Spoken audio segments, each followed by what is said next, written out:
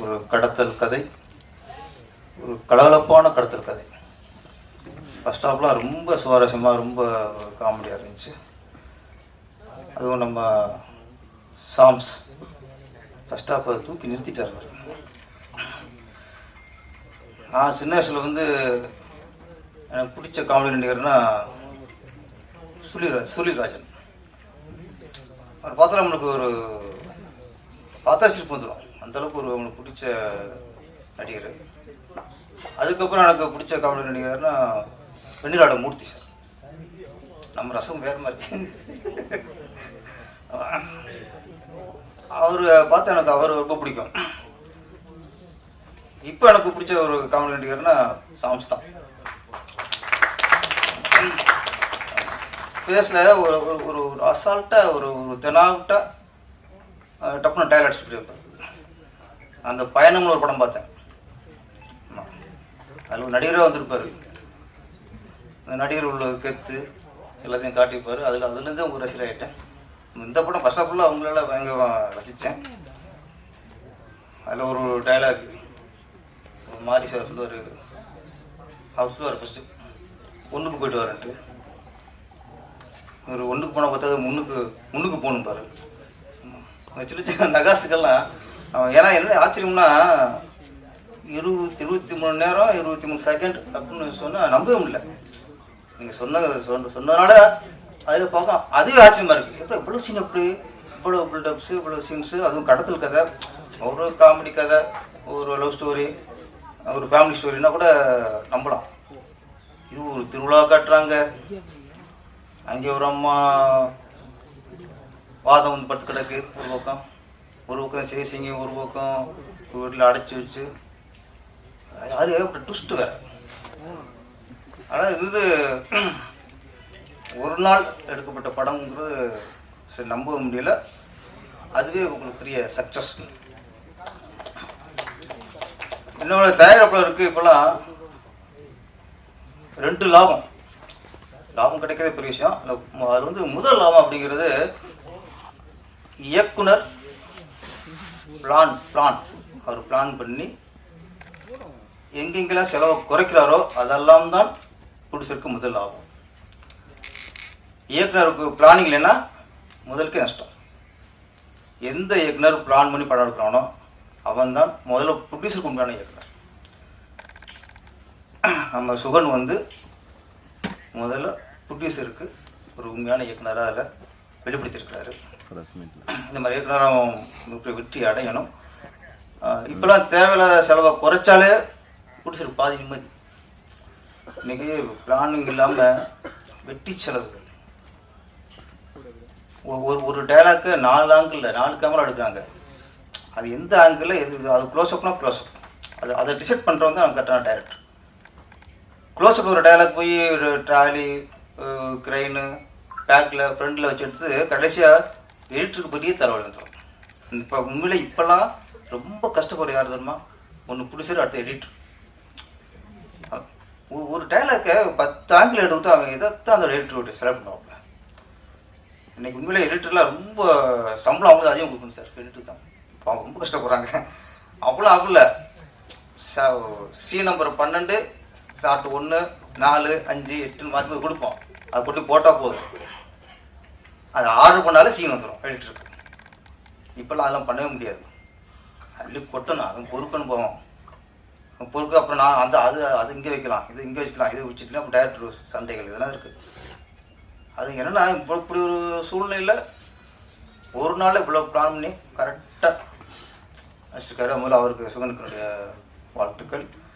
அடுத்ததில் நடித்த எல்லா நடிகர்களும் யாருமே சோட போல.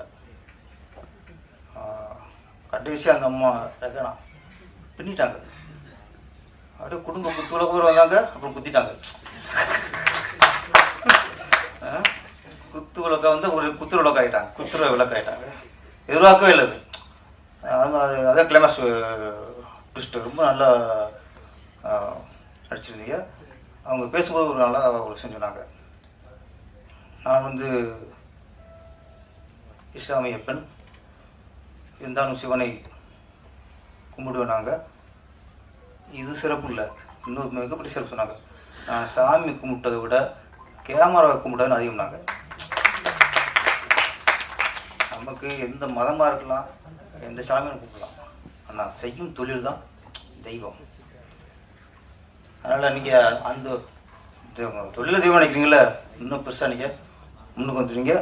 நடிச்சிருக்கீங்க. உண்மையிலேயே அவ்வளோ சாப்பிட்டது டக்குன்னு அந்த டெரர் ஃபேஸ் மாறிச்சு வருங்க. நாங்களும் மிரண்டோம், என்னடா இவ்வளோ ஒரு டெரர் ஆகிட்டு. நான் உண்மையிலேயே அந்த புசங்காரன் என் பொண்டாட்டி அப்படிங்க ஒன்று நம்புது அப்படிங்கும்போது வேறு மாதிரி ஓகே, அப்படி இந்த காலத்தில் இப்படி ஒரு பொண்டாட்டி இருக்குமான்னு நினச்சிக்கிட்டேன்.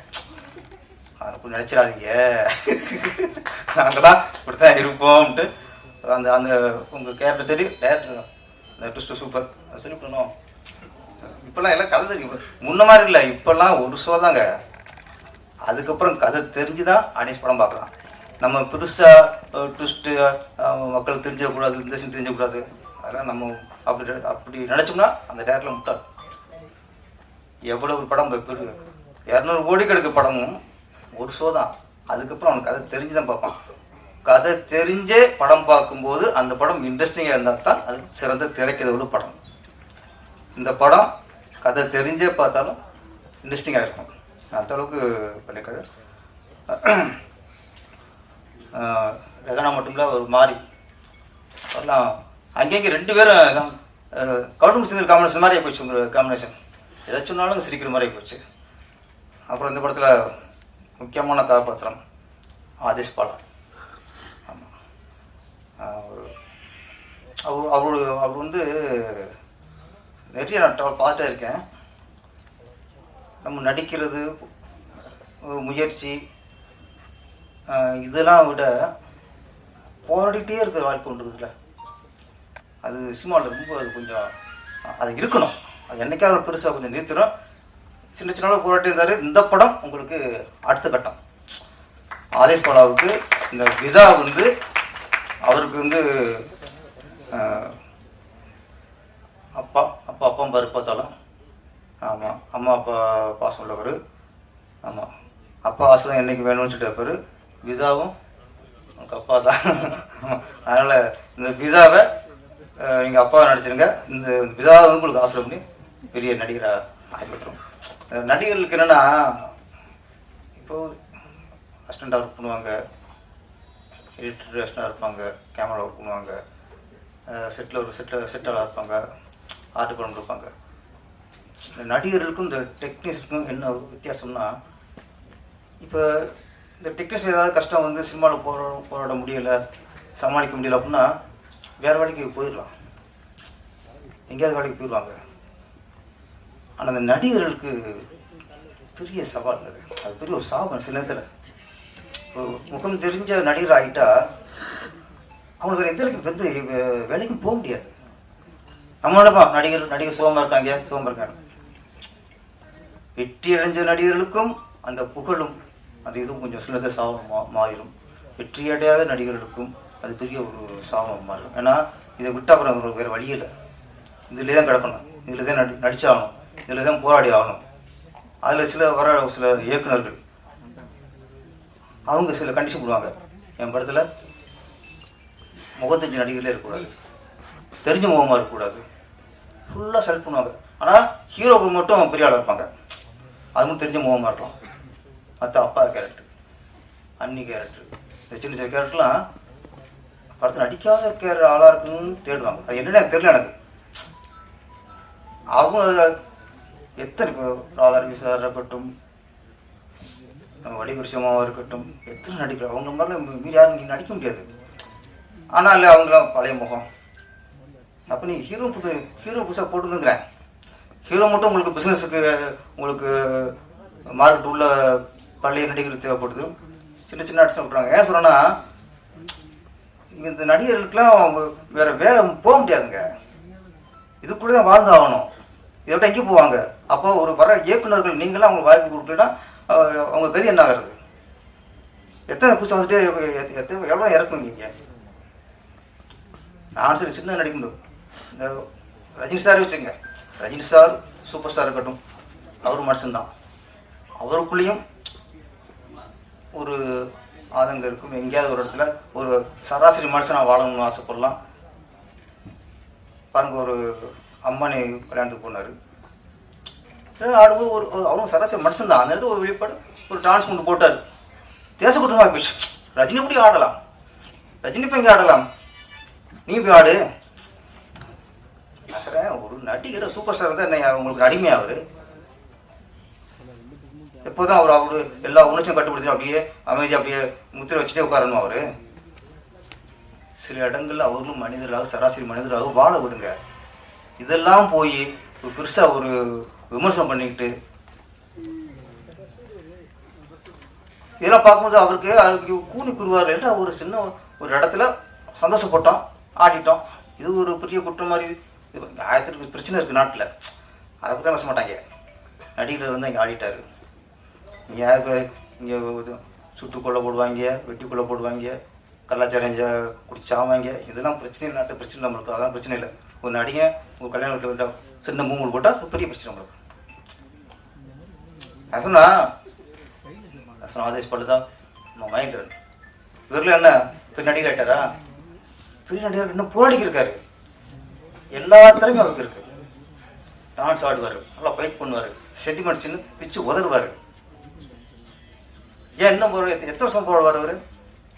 ஆனால் ஒரு நாளைக்கு அதுக்கான இடத்த பிடிப்பாருங்க, அவங்க பிடிப்பாங்க. அவங்க ஆதேஷ் படமும் இதுக்கு இன்னும் மிகப்பெரிய ஒரு இடத்த அவர் பிடிப்பாரு. ஆனால் என்ன, உங்களுக்கு போராடிக்கு இருக்கிறதே உங்களுக்கு வாழ்க்கை இல்லைங்க. ஒரு ஸ்டேஜில் அவங்களுக்கும் ஒரு வெற்றி அடைஞ்சிட்டோம் அப்படி ஒரு வரணும். நிறையா அது போய் எங்கேயோ போய் இந்த யூடியூப்ல என்னென்னமோ பண்ணுறாங்க,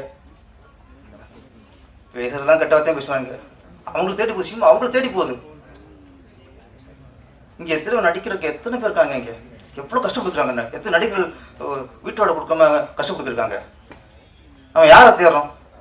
இயக்குநர்கள் அசிங்கமா ஆபாசமா பேசுறவங்களையும் அதன் மூலியமா வியூவர்ஸை ஏற்றுறவங்களையும் இப்போ அவங்க தேடிக்கிட்டாங்க. ஏற்கனவே வியூவர்ஸ் இருக்கு, அப்போலாம் போயிட்டு இருக்கு. நம்ம கேபி சங்கர் சார் எவ்வளோ செஞ்சுருந்தாரு.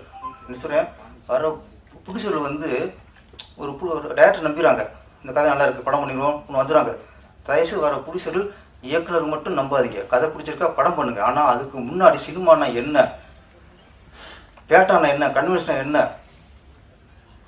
யாருக்கு என்ன சம்பளம், யூனிட்டுக்கு என்ன சம்பளம், எல்லாம் தெரியணும். பிஸ்னஸ் என்ன ஆகும், இந்த படத்துக்கு பிஸ்னஸ் ஆகுமா ஆகாதா, என்னென்ன பிஸ்னஸ் எல்லாம் தெரிஞ்சுக்கிட்டா தான் அவங்க பிடிச்சிருந்து உட்காந்து ஒரு ஏதாவது படத்தை கொஞ்சம் லாபம் பார்க்க முடியும். வர சின்ன பிடிச்சலாம் அந்த கேபிள்ஸ் அங்கே வர ஐயாவை போய் ஒரு அட்வைஸ் கேட்கலாம். ஏன்னா பிடிச்சிருக்க எத்தனையோ பேர் பிடிச்சிருக்காங்க, நிறைய ஒரு அனுபவங்களும் பிடிச்சிருக்காங்க. அவங்கள்ட்ட கொஞ்சம் கேட்டு தெரிஞ்சுக்கணும். நீங்கள் முதல்ல உங்களுக்கு கதையை கேளுங்க, கதை பிடிச்சா படம் பண்ணுங்க. அதுக்கப்புறம் சினிமானா என்ன, இந்த படம் டேரக்டர் இவ்வளோ படிச்சுட்டு சொல்லிட்டாரு, இது சரியாக வருமா, இதுக்கான ஒரு ஆலோசனை சார். நீங்கள் ஆலோசனை கேட்காம படத்தை எடுத்துக்கிட்டு கடைசியாக பிஸ்னஸ் பண்ண முடியல, எந்த ஏரியா விற்கலை. படம் வந்து போட்ட காசு வர்றதை விட பின்னாச்சுன்னா அதுக்கப்புறம் ரிலீஸுக்கு பணம் கொடுக்க முடியாது. நிறைய பேர் படம் 2 கோடி படம் பண்ணிடுறாங்க, 1 பைசா தீர்ப்பு வர மாட்டேங்குது. அப்புறம் ரிலீஸ் பண்ணுறதுக்கு 40 லட்சம். இதுதான் இன்னைக்கு நிலைமை. அதானே சார் கேப்ஷன் சார்? படம் பண்ணிட்டோம், அப்புறம் அது கௌரவத்துக்காக படம் முட்டமே அப்படி வச்சுருந்தா அசிங்கமாக பெருமைக்காக கௌரவத்துக்காக திருப்பி 40 லட்சம் 50 லட்சம் செலவு பண்ணி அவங்களே எல்லா தியேட்டரும் பேசி ரிலீஸ் பண்ணுறாங்க. இதெல்லாம் போனா கொஞ்சம் ஆலோசனை கேட்கணும். நம்ம சிவராம் சாரா, சிவராஜ் சார், அவர் 3 மணிக்கான நேரம் எல்லாம் கற்றுருப்பார். அவருக்கு ஆலோசனை தேவையில்லை நினைக்கிறேன். ஏன்னா 3 இடம் பண்ணியிருக்காரு, எல்லா வச்சு நீங்கள் கற்றுருப்பீங்க. நம்ம சுகன் சார், நீங்கள் வந்து பிளான் பண்ணி 23 மணி நேரம் 23 நிமிஷத்தில் படம் பண்ணியிருக்கீங்க. அது உண்டு தரம், அதையும் தரமாக பண்ணியிருக்கீங்க. திரும்ப அடுத்த முயற்சிகள் இது மாதிரி நீங்கள் பண்ண வேணாம். ஒரு சாதனை போதும். நீங்கள் அதுக்கப்புறம் நீங்கள் ஒரு 20 நாள் 30 நாள் கூட படம் பண்ணுங்க. தேவையில்லாமல் ஒரு 100 நாள் 150 நாள் பண்ணாமல் உங்கள் கதைக்கு என்னமோ அது நாட்களை குறைச்சிக்குங்க. ஏன்னா இதுவே இதை சாதனை வாழ்க்கை ஓட்டிகிட்டு இருக்க முடியாது. இன்னும் அடுத்த கட்டத்துக்கு போகணும், இன்னும் தரமான படங்களை கொடுக்கணும், இன்னும் நல்ல ஒரு மிகப்பெரிய வெற்றி படங்கள்லாம் கொடுக்க வேண்டியிருக்கு. அடுத்து இங்கே பிளான் பண்ணி ப்ரொடியூசருக்கு வீண் செலவு இல்லாமல் படத்தை பண்ணுங்கள். இந்த படம் பெரிய வெற்றி அடைய வேண்டும். ஏன்னா இதில் நடித்த எல்லா நடிகர்களுமே சின்ன சின்ன நடிகர்கள் தான். அதனால் இந்த வெற்றி அடைஞ்சா சாங்ஸ் இன்னும் பெரிய ஒரு நாளைக்கு ஒரு 10 லட்சம் வாங்குற மாதிரி. ஆமாம், நான் கூப்பிட்டா ஒரு நாளைக்கு 5 லட்சம் வாங்கிக்கிறேங்க. மற்ற டேரக்டர்லாம் 10 லட்சம் வாங்கிக்கிறேங்க. இந்த மாதிரி எல்லாம் இருந்தாலும் சம்பத்திரம் எல்லாருமே சினிமாவை கட்டி பிடிச்சி உருளாங்க. அதான் வேற ஒன்றும் சொல்ல முடியாது. என்னால் சினிமாவை கட்டி பிடிச்சி விட மாட்டாங்கலாம். ஆமாம், இங்கே தான். ஆமாம், நான் சொல்ல உண்மை தானே.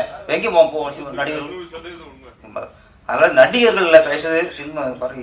இளம் இயக்குநர்கள் வந்து சினிமாவை நம்பியிருக்க நடிகர்களை கைவிடாதீங்க. நன்றி, வணக்கம்.